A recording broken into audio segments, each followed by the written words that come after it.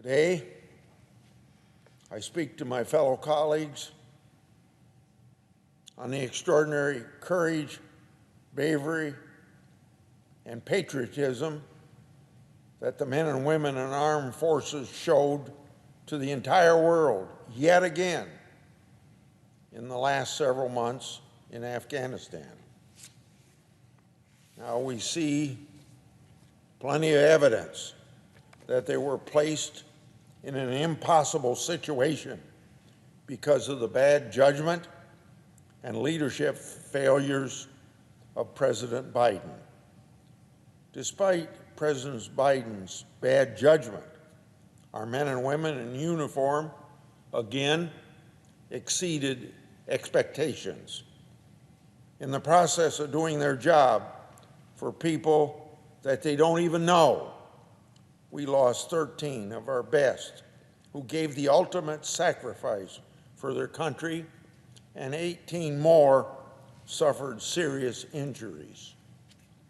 I pray, and I assume all Americans pray, for their families, for the loss that those families have suffered. Those 13 young men and women will never and should never be forgotten. They are heroes.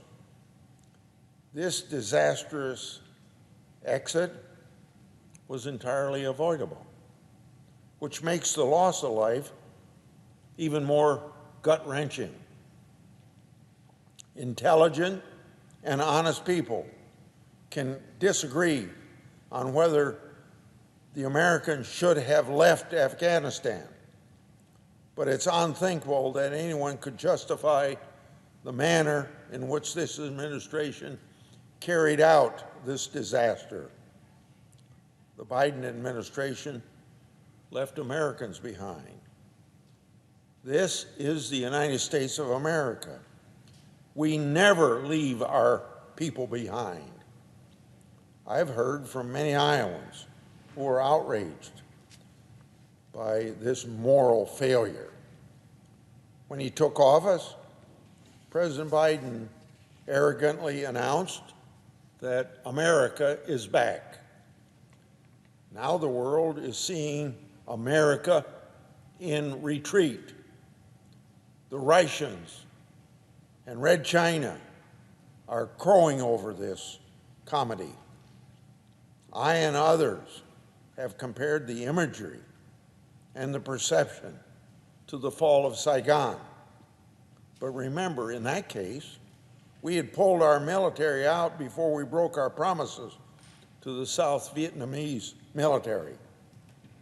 In this case, it appears that crucial support for the Afghan military was withdrawn while we were relying on that same military to hold off the Taliban long enough to complete our withdrawal. I've been at many briefings related to President Biden's Afghan exit. I've tasked my oversight and policy staff to do the same. Some have been classified briefings, others were not classified. What I can say, and what I believe the American people ought to know, is that this administration couldn't track the state of play on the ground in the way that they should have had the capability to do. Every briefing gave a more dire and desperate picture than the one briefing we received before. It was obvious that this administration was losing control.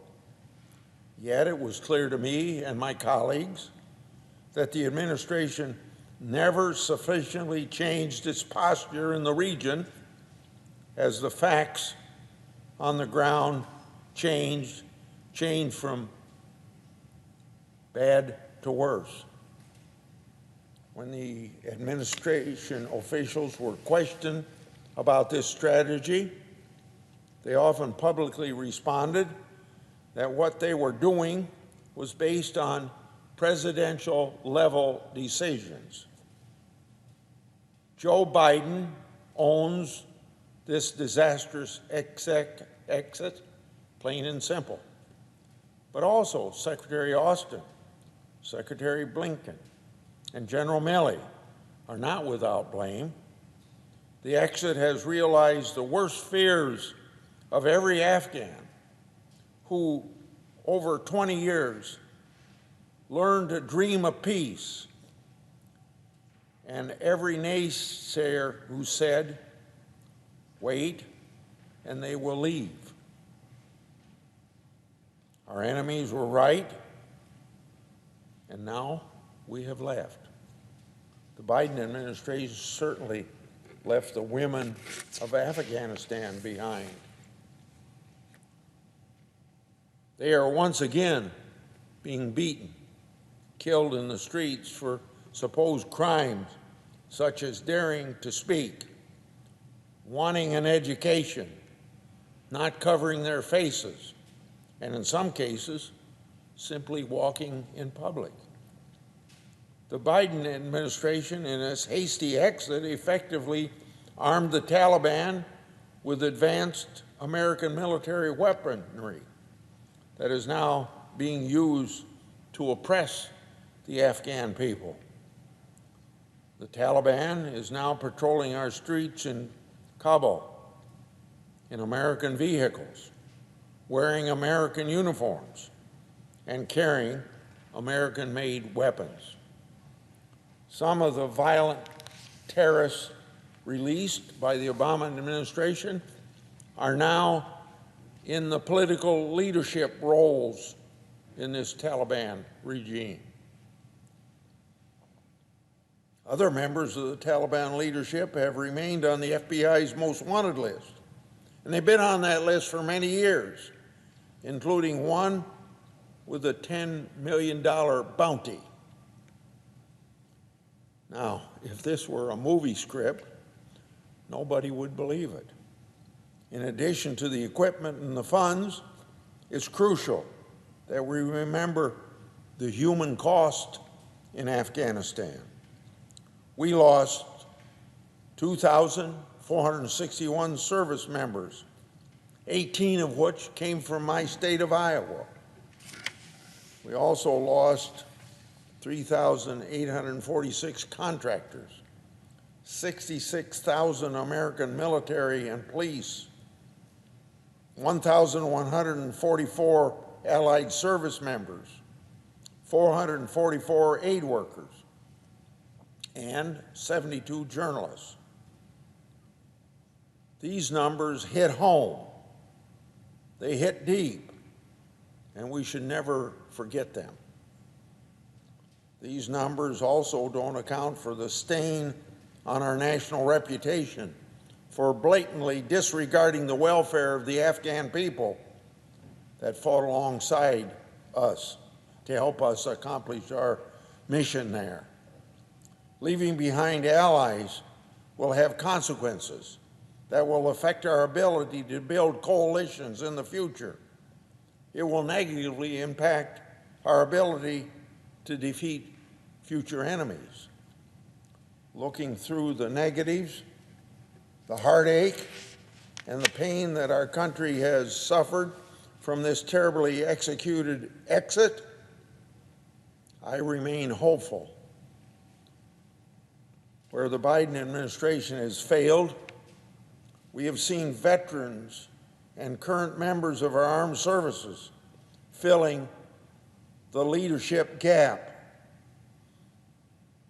Where our government didn't keep its promise, by working together, these veterans and current members of our armed services and the groups associated with them quickly built ad hoc networks to ensure their Afghan brothers in arms and their families were able to leave their crumbling country safely. Americans have been inspired by reports of Operation Pineapple Express, organized by Special Operations veterans who, without even being asked, or without even asking for permission, helped hundreds of Afghan allies and their families to safety. One of the more inspiring stories from this disastrous exit involved an Afghan family being guided by his former U.S. Marine brother to Abbey Gate at the Kabul airport. The Afghan family was instructed by the U.S. Marine veterans to carry signs with them that invoked Marine Corps phrases that our Marines at Abbey Gate would understand, but the Taliban would not understand. After several attempts, the Marines on the wall saw the signs and were able to retrieve the family and escort them through Abbey Gate, only moments before the suicide attack that took the lives of 11 Marines, a Navy corpsman, a U.S. soldier, and scores of Afghan civilians. When the Marine Corps Veteran Network was eventually able to make contact with the interpreter, he was asked if he and his family were all right. His reply was, "Of course I'm good. I'm with Marines." Now, that's just one story, but this isn't the only amazing story regarding our veterans and our service members.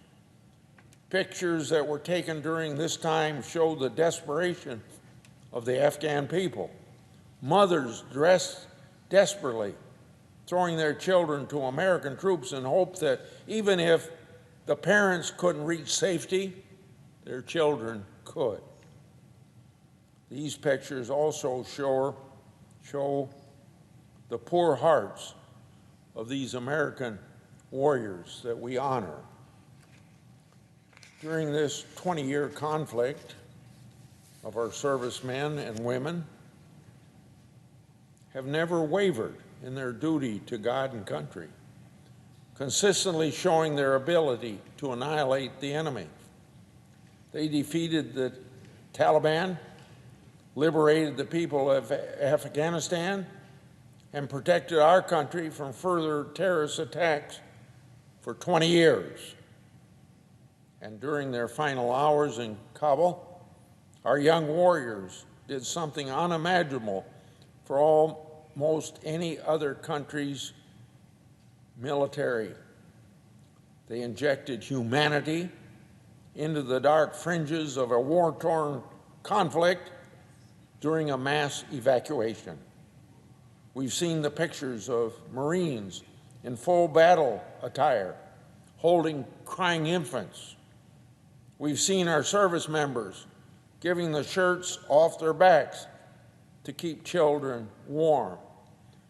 This stands in contrast to the actions of political leaders thousands of miles away here, where we stand this very day.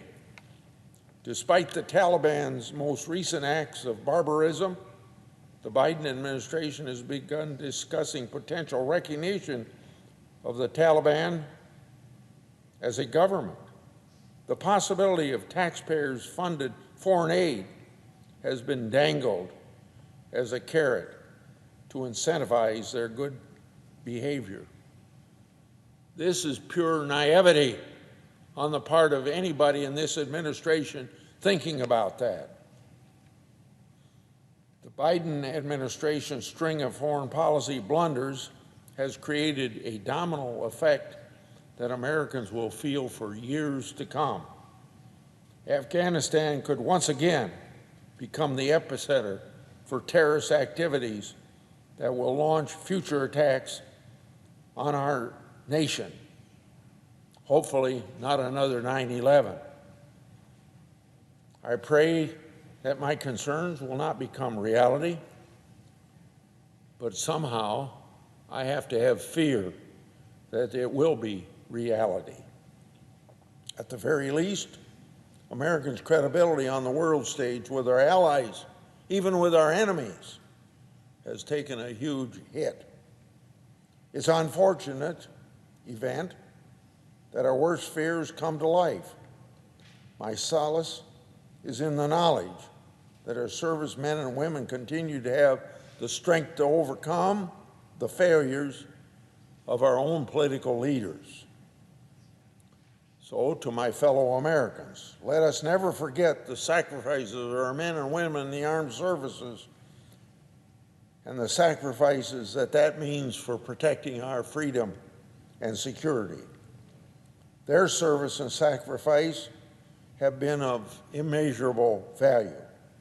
All Americans owe a debt to them that can never fully be repaid.